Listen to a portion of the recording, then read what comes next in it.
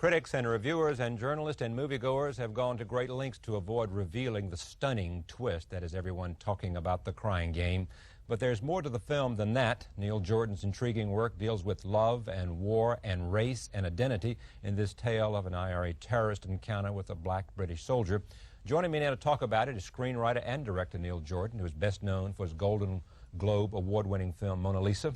Also actor Stephen Ray, who plays IRA man Fergus in The Crying Game, is currently starring in Someone to Watch Over Me on Broadway, and actress Miranda Richardson, who plays Ray's fellow terrorist and girlfriend Jude. She's also receiving acclaim for her roles in, count them, 3 films, Enchanted April and Damage and Crying Game. Welcome. Pleasure. This has been one incredible year for you, hasn't it? It's good. Yeah. It's good. I'm enjoying it. Yeah. And you didn't know when you cast her that she'd be coming up with all these winners at the time. I knew she would. You did. You figured that out. I did. Yeah, I knew that. Yeah. Tell me about, what is your guess as to why this has created such a sensation? Another story in the New York Times. I can only guess. I really, because maybe films have become so kind of cripplingly bland over the last 2 years. You know, they've kind of boxed themselves into the most dreadful corner of all, which is utter predictability and boredom. You know, yeah. I mean, we made this film really just because we wanted to make it. We didn't anticipate any huge response to it. I mean, I made it with an audience in mind. I spoke to Stephen and Miranda about it before I was writing it, and you know, everybody really made it as a labor of love, really. But we knew we could get no backing for it because the kind of subject matter this film deals with has been squeezed out of the system, really. And the subject matter is what? I mean, how would you characterize the subject matter that's been squeezed out of the system? What is it? Terrorism? The conflict in Ira? No. It's just real life, pure and simple. Yeah. What happens around you, pure and simple. I mean, the Hollywood system has squeezed every facet of what actually is happening on the streets in the world from its movies, you know.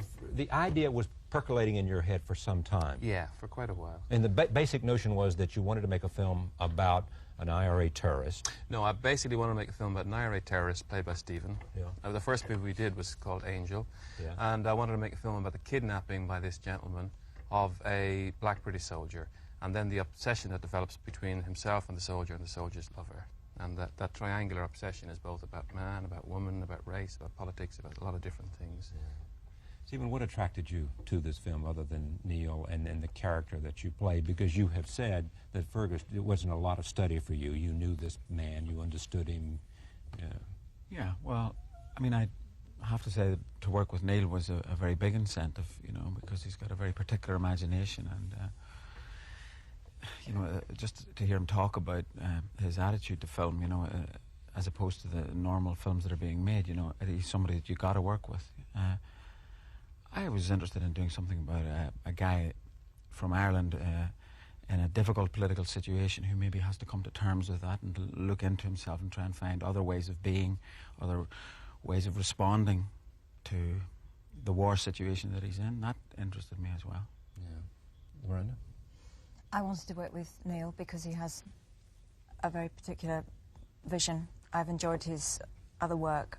I think it's an advantage to have a director who is also the writer who knows what he wants, because I think then there's a shorthand perhaps between him and the actor, and it's a completely original story, and as a tribute to him. I mean, even though I knew the story, when I saw the finished product, I was completely taken aback by it. That brings me to an interesting point. I feel the same way. I knew the story as well when I saw the film.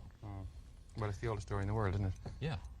But every good story is, really. Yeah, that's right. And it didn't detract a second from me. I mean, I know that you feel very strongly that the twist that the film takes. No, I don't. I don't feel it's a big deal, that twist. Yeah. You know, I don't want. Well, somebody does, because you're somebody does. I know. Well, the entire world does at the moment, actually. But it's not. I mean, it's not a gimmick. It's not something that I want to obscure the movie, because the movie is not about that. Of course, it's not. That is integral to all the and different not shades even of if you knew it, it doesn't ruin the attraction. No, in some ways, if you do know, it makes it more interesting. Yeah, it does. Because you pick up on. Or if you see it the second time, it's all right to know it the second time. But there is it's only fair to let you see it. Okay, then we'll tell what the twist is. Well, the twist is that he's actually British. That's the twist. No.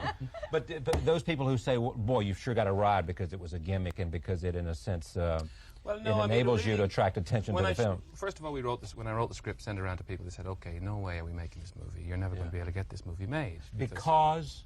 Because it dealt with race, it dealt with terrorism, it dealt with sexuality, it dealt with a lot of provocative issues that are all thrown together in the one kind of potpourri. Any one of these issues would have been enough to make people turn it down. To characterize what Fergus goes through sexually, what's happening in this relationship, what's that could attract all of us in understanding? And he is a man that comes to what conclusion and is changed how? Well, we're now centering on the very thing that we're trying to avoid talking. Yeah. But okay, but there is something here about what? What does it say about love? What does it say about? Well, Fergus goes through two phases of some kind of self-understanding. And the first thing, he looks at a British soldier and sees beyond that stereotype to the human being beyond that, and starts to understand something about himself. So having gone through what? Well, you know, something about humanity, something about the fact that you can't just say that person belongs to that caste, that race, and therefore I will hate him because of that. Yeah. He sees a guy that he grows to love rather than hate. So he goes through that process, and then that might have been, for a man from his background, the biggest possible jump for him to have made. And then he goes to London, and then gets involved with that woman, and then he's asked to go through an even bigger initiation. And the courage of the guy in doing that, I think, is what people are attracted to. One of the things that attract people to the movie is he behaves terribly well, and that people like to feel that they would behave well in that situation themselves. Yeah, that's what part of it, isn't it? This notion of how somebody comes to grip with the most difficult problem in his life and how he behaves in dealing with it. That's what it is for me. Yeah. Yeah, he's the hero, isn't he? I mean, my character doesn't understand herself at all. No. She doesn't. She's lost, if she ever had any kind of real sense of identity. I think her identity is expressed in acting for the cause, and she's not supposed to have any emotions because she's a soldier. She does have emotions, and she tamps them down. She, I think, comes to despise Fergus in a way because he seems to be acting upon his emotions and to have lost sight. She's given those away to the cause, and he, on the other hand... But she hasn't, they're still there. It's just they're kind of under the surface, and in the end, she becomes kind of monstrous in a way because they have to come out somewhere, you know. I don't know what clip we have here, but it's a relation. You playing Jude, Stephen playing Fergus, a terrorist, who have a relationship, and then, as I say, there's a hostage, and then you go back to London after an event, and then you follow him there because you escaped a catastrophe. Whatever scene we have, this is the relationship between the two of them. Roll tape, we'll take a look at this. The Crying Game, a movie everybody's talking about. You know what the thing is, Fergus? No, what is the thing? You vanished quite effectively. Became Mr. Nobody. You've no idea how useful that could be. What do you mean? We've got some plans here. And we'll need a Mr. Nobody to execute them. No way, Jude. I'm out.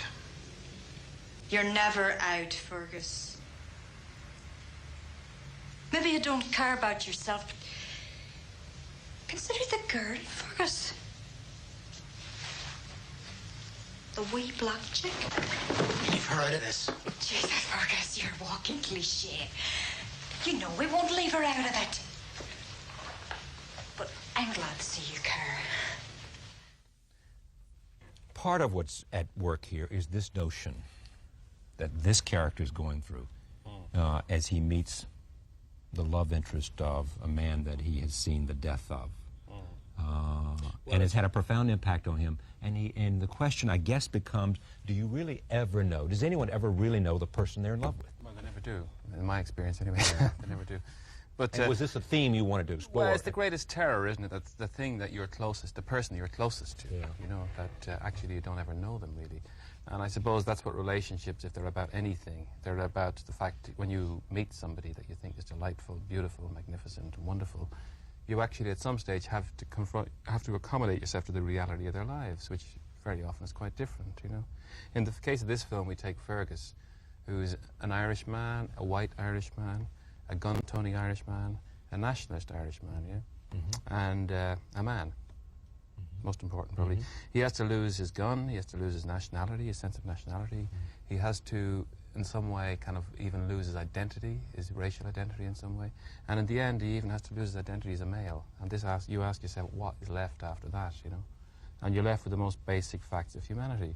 Really, that's what I think is what the movie is about. Was that difficult, Stephen? I mean, when you say that, that sounds like the most complex range of emotions you have to deal with. Yeah, I think it was difficult to do, yeah. I mean, we wouldn't pretend otherwise. It was a very And the hard challenge role. was what?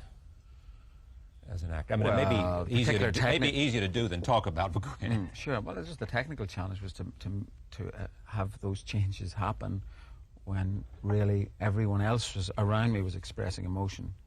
Everyone else was shouting, everyone else was begging to be spared, begging me to stay with them, begging me to leave them, and I was just in the centre, kind of reacting to that. And the difficulty was to make sure that the journey was still being registered in some way, so that an audience could see that was happening. Yeah. It wasn't hard to do in the sense that it was thrilling to do because it's a great it was part. a hell of a story. Is in some ways the second half of the film a mirror reflection of the first half of the film? Do you know what I mean? Oh God, I haven't thought about it like that before. I mean, sorry, Neil, I'm going to throw that back at you. Everything that happens in the second half of the film, everything that happens in the first half happens in the second half, but in reversed form. Right, Do you know? There's an encounter between two characters, almost like a seduction. I mean, Forrest Whitaker meets Stephen, or is met by Stephen, is trapped by Stephen in the first half of the film. His only way out is to somehow seduce him, both emotionally and sexually, you know? Right. And Forrest dies because Stephen, Fergus's character, Stephen, doesn't actually make the leap of faith, that kind of leap of courage, actually, to enable him to survive. But he does in the next time. In the second half, he's given a second chance, which most of us actually would want in life. You know, he's given a second chance again. He meets someone, this time a woman, this time Forrest's lover, Dill. And again, he's confronted by a series of totally unexpected circumstances, and he's presented with a similar choice. And the triumph of the character of Fergus is that he actually does manage to love and does manage to enable Dill to survive. And the moral of all this is that we better be a bit courageous about each other. About each other and about our own instincts. Yeah, and about the differences between us. We better get right across them, because so many things divide us nowadays. I mean, we live in a very confusing and divisive world. You are also on Broadway. Sure. Interesting juxtaposition, because in that case, someone to look over me. Someone to watch. Someone to watch. Who'll watch over Someone me. to watch him. You play a captive. Sure. How is it different to play that kind of role for you, or is it just another assignment? Well, in some ways, it's just another assignment. I mean, I'm very slow. I never really thought about the fact that I'm a captor in one and a captive in the other. I think in some ways Fergus is a captive, you know, because he's a captive of himself and his background. And it's a technical thing again, you know, the part is very different, demands very different things from me, you know, it's not... But the themes are similar. In Someone Who'll Watch Over Me, what happens is that an Irish man breaks down his stereotypical vision of an Englishman, and vice versa, and they come to some kind of accommodation, some kind of reconciliation at the end. So, is part of the film's attractiveness to you not in terms of your performance or Miranda's performance or the performance of, was it Jay Davison? It plays or Forrest Whitaker, the sense that you don't see here IRA terrorists, if you may, as stereotypes. I mean, they're presented as interesting characters with a range of emotions, and you get a sense from Miranda's characterization of how one gets caught up in a cause that takes over their life. Did you obviously, because of your wife, went to prison? You clearly have identified yourself as a supporter of the IRA, correct? no. Okay, you haven't. But you understand what leads people to be caught up in this particular I do. cause. I mean, I've watched the last 20 years in the north of Ireland. I've watched how very decent people, well, people with a lot of principle, have got caught up.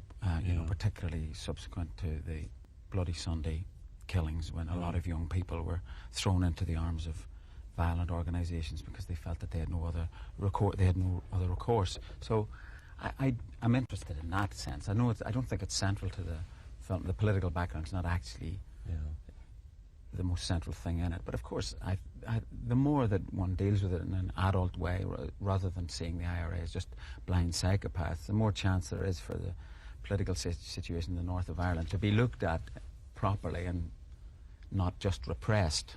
Yeah. Did you write a letter, though, to Newsday or something, where some question came up about something you were unhappy with, something that you had been attributed as saying? I think I think someone reported me as saying things that I didn't feel I had said, because I discussed the situation and with some complexity, I thought, and that that was seen as being seen as favouring political positions that I didn't. What you like best about the film as an actress, as one who loves films? What was it that was most appealing about the film itself for you? Well, I think it's after the event, really, that the fact that as a member of the audience, I can sit through it time and again. And be caught up in the emotion. In the human dilemmas that are going on. I mean, and the fact that it asks you to drop any preconceptions at the door and not to label, and it's that's great. Yeah. I mean, is it akin, in a sense, to Mona Lisa in any way? I mean, is there... It's a little bit akin to Mona Lisa. It's more akin to the first movie that myself and Stephen made, which is called Angel. Yeah, right. Absolutely. I mean, there's a racial issue in Mona Lisa, which is similar. But I suppose when I made Mona Lisa, I had been thinking of this story in a way, so maybe I put some things from this story into Mona Lisa without realizing it, you know. Yeah. Let me just finally end about this, the whole twist thing. You are saying now, I mean, all the critics, essentially, no one has, with a couple of exceptions, and they warn you in the first couple of paragraphs, have talked about it. Are you surprised at that everybody's been able to act, I guess, in the audience's interest, even though I've suggested I'm not sure it would ruin the movie for someone. I'm thrilled by it on two counts. First of all, the way movies are marketed now, because I've done some Hollywood movies, and I've seen how in the marketing and the advertising and the TV spots and everything like that, the movie is kind of shoved down the audience's throats. You know, so actually, many movies I see these days, it's redundant to go to the cinema because I feel I've been told about everything about the movies by the publicity anyway. Malcolm X is a good example of that. Yeah, I haven't seen Malcolm X yet. But it is true. I mean, it's a movie that some people are saying was oversold before the film arrived. Yes, in a way. And actually, this film has been marketed terribly subtly, in a way. I mean, it could have been vulgarized, it could have been sensationalized. Exactly. That was my fear, and it hasn't been. Yeah. So I'm thrilled. I'm glad that people have not actually mentioned all the various twists that happen in this story.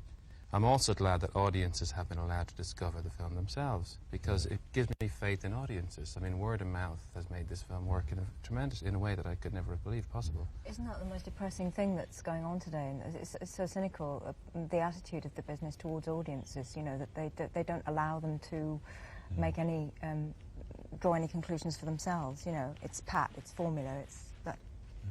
And this is what makes this film different. Yeah, but the press, I mean, the press have respected the audiences and respected the film. So that's what I'm saying. I'm saying it's not there's a big gimmick or a big twist or anything like that. It's just a matter of actually the film and the audience have been respected. What's intriguing about it for me is that it's just the way it deals with all of these, the characters and the dilemmas they're going through and the emotions they're feeling and the reality you said in the beginning. Thank you. Pleasure. Thank you. Thank you. Thank you, Miranda. We'll be right back.